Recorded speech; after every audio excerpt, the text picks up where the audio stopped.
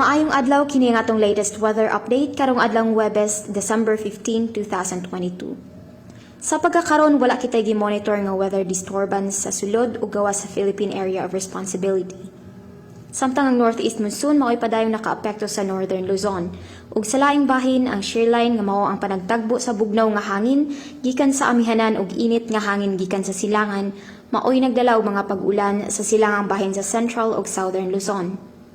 Para sa atong forecast ang tibuok bahin sa Visayas, Palawan, lakip na ang Kalayaan Islands ug ang Occidental Mindoro makasinati og panagsang mapanganuron ngadto na sa madag-umon nga kalangitan nga naay mga patak-patak nga mapag-ulan, pagpangilat ug pagpanugdog tungod sa ITCZ or localized thunderstorms. Ug diri lang takot og gikan diri sa buhatan sa DOST Pag-asa Mactan, kini si Andrea Balasabas, maayong adlaw, daghang salamat ug mag-amping ang tanan.